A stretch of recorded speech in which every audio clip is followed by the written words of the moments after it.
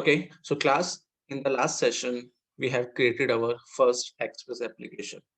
Okay, so now in this session, we are talking about request and response objects.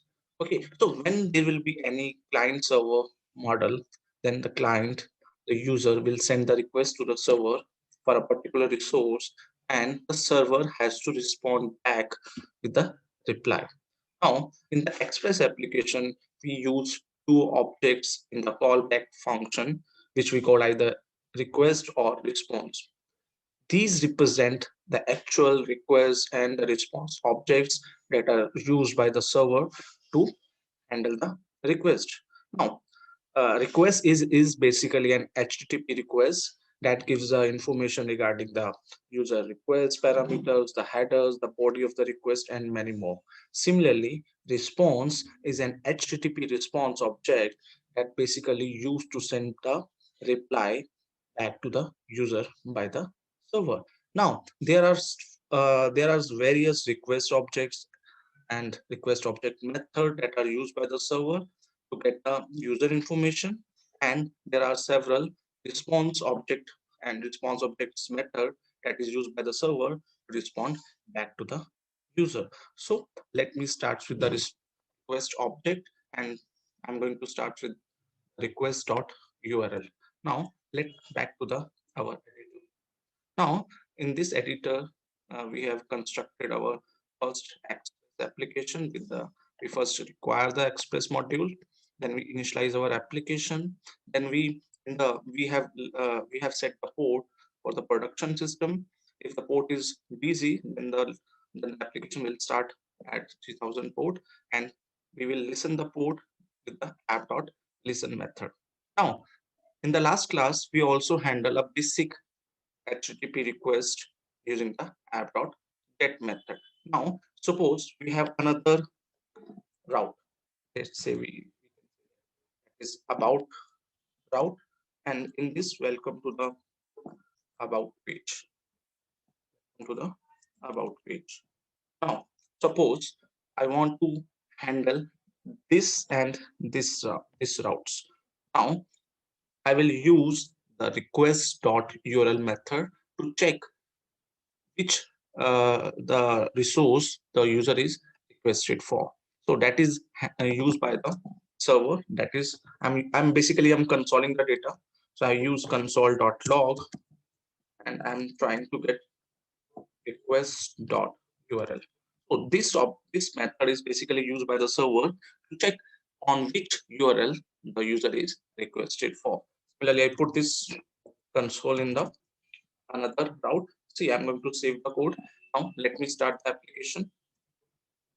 Okay, now let the user request for the resource. So I'm trying to listen at 3004. So this is the home route. So when I click on this home route, this is the response that is back to the user. So see here, this the user hit on this slash URL because this is the home route, and whenever the user requests for this, the server will get this information from this request.url method. Similarly, if I'll try to put this request, okay, then now see the server will get the URL using the request.url. Similarly, we have another object that is request.url method. Now this will help us to find which method the user is used for sending the data or for requesting the URL from the server. Okay, let me see. When I request for this about URL, see I will get the about URL because we have requested.url object here, and we also use request.method. So see, the user is accessing the resource using the get method. Similarly, if user send the data to the form, and if the form is having the method called post, then this the request.method will give the post method as the used by the client user. Okay, now there will be another method that can be used, that is request.headers. Now, what is this request.headers? So whenever the user user request for a particular resource, then the server will get all the information about the user request or user area or user end. Okay, so see, when I request for the home URL, okay, now see, this is basically all the header information that uh, that that the client user have. So it is accessing the host from this URL. If the connection is alive, the user is accepting text.html, application.html, the cookies the user can store at the user end. Okay. Now all these information can be used by the server to create a reply back to the user.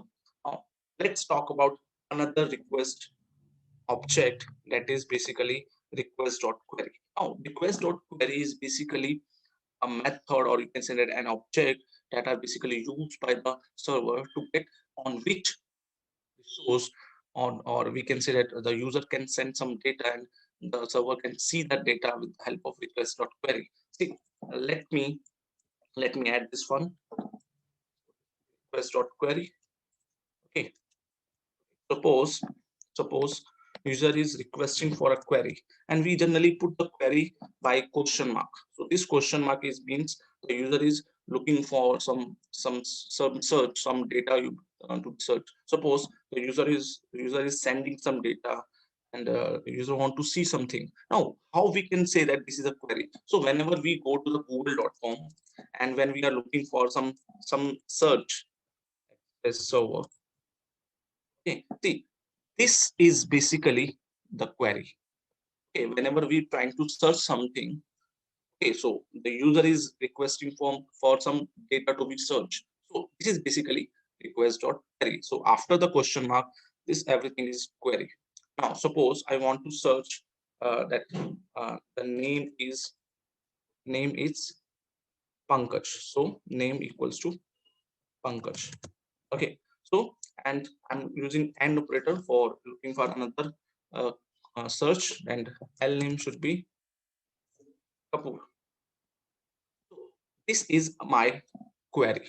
So whenever user send this request, so this request is basically for the home route, and this is basically the query. So whenever I press the enter key, okay, and see here, the this will be received by the server as a JSON object.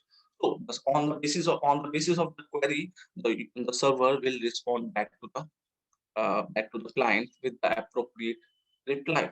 So request.query is basically used by the server to handle the data that is sent by the user. Similarly, user can also send the data by request.body. Now, what is this body? Now, generally, the user can send the data either using the get method or using the post method. So whenever the user sends some data with the post method and he want that data should not be visible, so it always send the data for the authentication purpose or some other purpose. So they generally send the data form data using the body method.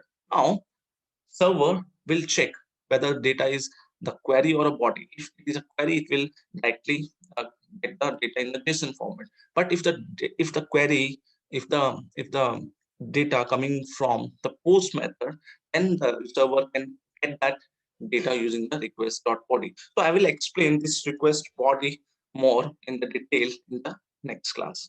Okay, so these are basically some request parameters that are basically used by the server to handle the user request. Now, I'm also discussing some response methods or response objects that are basically used by the server to send the data or to send the reply back to the user.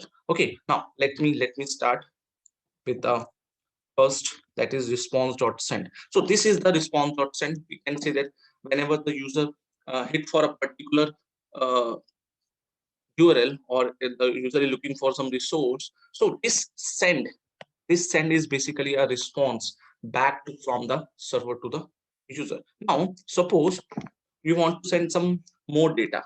Okay, so we can also use response.write. Now in response.write, you can send multiple messages from from the server to the user. See, hello, I'm Express server. Okay, and I'm handling your request. Okay, so here I'm sending two messages instead of single message. So after that, when you want to send multiple messages, then there will be another method, that is response.end, that represent that this is our these two are the only methods the server is going to be sent back to the user, and the end method represent that now there will be no further message that is sent by the server. So let me see. So when I trying to access the home route, okay, now see, hello, I'm Express server and I'm handling your request. So see here, the user get two responses, okay, and both the responses are like a messages sent by the server. Even okay, now we can also send back the response with some HTML tags. Suppose we want this with the one, and see, now you will see this hello, I am from the server is now having the HTML tags also. Now, suppose you want to send some static file, you want to send the entire HTML file back to the user. Suppose we have this login.html file, and the server wants this file to be respond back to the user. They can also send. Suppose so, how we can send this? So that we can use response.send file.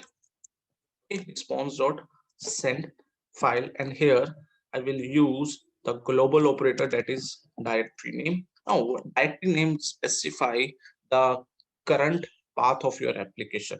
Now after at the current path, you are having login.html. So I'm I'm concatenate the current path with the file name, okay, that is available on the same path, login.html. Now when the user requests for this URL, that then the server send this entire HTML back to the user. See, let me see. I'm requesting for the home URL. Okay, so this is the home URL.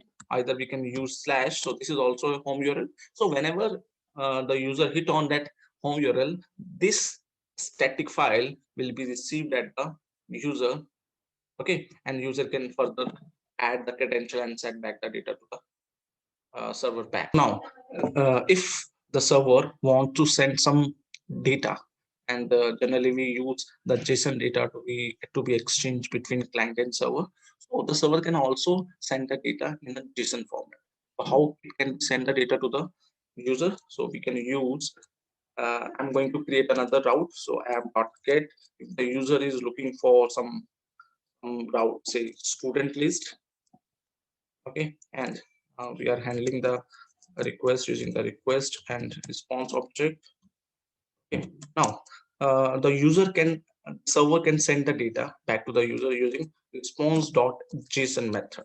In this method, if user want to send some JSON data, they can send. So I'm sending an array of objects. So here I'm having, say, a roll number equals 1, and the name of the student will be, say, Pankaj.